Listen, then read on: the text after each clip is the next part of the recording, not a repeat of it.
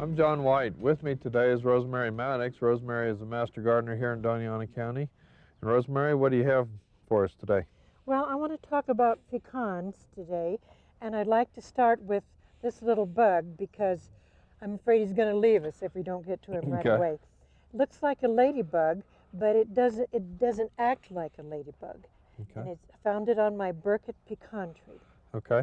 It is a ladybug. It's called a twice-stabbed ladybug, and very common on pecan trees. And with the Burkett usually has a little bit more aphid problems than some of the other trees, so it's probably on there to help take care of some of the aphids. And usually they overwinter on the tree. A lot of times you'll find them on the kind of southern side of the tree in the warmth. They'll get down in cracks and crevices of the bark, but a lot of times they'll stay over on the tree. But they are a good guy, so don't spray them. No, and I'll take him home. All right. Put him back on the tree. So it isn't quite harvest time, but I've been checking my pecans that the wind has blown down, and I find this little pink fuzzy coating, and I want to know if that's simply because they're not dry and mature enough, or is it some cultural problem? Okay, the little fuzz there on the ends is packing material that's inside the shell when the kernel is forming, and it's made up of a kind of a tannic material, so it's very bitter. And if you have a lot of it on there and you're using the pecans, you're going to have a very bitter taste to them. What causes it is a little bit of an immaturity in the pecan.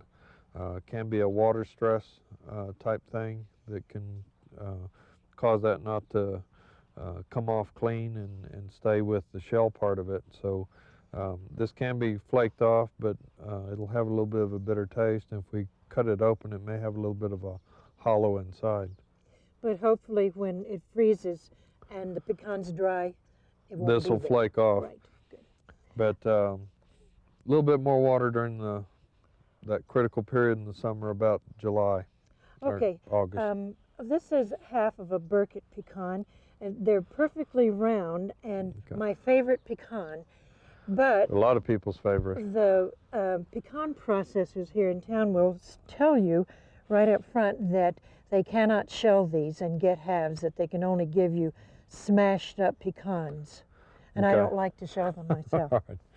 Well, a lot of, since the Burketts are round, they are hard for a lot of the processors to crack them and shell them. There are a couple of processors that do specialize in Burkett.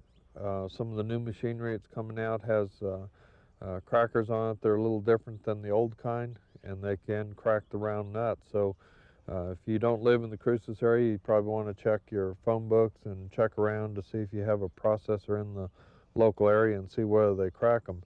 You know, if you live quite a ways away from a processor, hauling them over there may not be worthwhile, and it might be better just to hand crack them. But if you do live close to a processor, then you're probably looking at somewhere about 50 to 60 cents extra for cracking them. It's worth it. Okay. So just call around and ask. Thank you. Okay, what else do you have for us? I have a question about grapevines. I noticed that commercial grapevines are very neat. You can see the trunk and then this round form of the vine. Each one is a separate vine. Mine, this is small compared to some of my grapevines. When it comes time to net them to keep the birds off, the vines are up in the neighbor's tree and all woven together, and I have no control. I've never read anything about pruning more than once a year. I prune when they're dormant, you know, and then they just go crazy. Okay. You can clip these runners off during the year, so if they're getting way too much growth on them, you know, 12, 15, 20 feet, you know, go ahead and cut them off 8 to 10 feet away from the main trunk area. If you've pruned the tree or pruned the plant heavily this past year, then they will put on a lot of extra growth. So you can cut back the amount of wood that you actually prune off, and that'll help to slow down some of the regrowth. But if it does get out a little too far, just clip it off. So you don't need these. You can cut these long runners off anytime. Right. Good. Okay, what else? Well, I have native plants in my front yard, and I water them more than I should, and that will either kill them or they'll grow more than they should. I have two here that are just intertwined. They don't look good together because they're too similar. Right. This is a Littleleaf Cordia. It's a Okay. Sonoran desert plant, and it is deciduous, loses its leaves in the winter. And this is a Chihuahua Sage and has small leaves and shows a lot of its stem. This one is evergreen. One of these has got to be moved, so I want to know, would it be safer to wait until this one goes dormant and move it? And is now a good time, or when it gets really cold, is that a better time? Okay.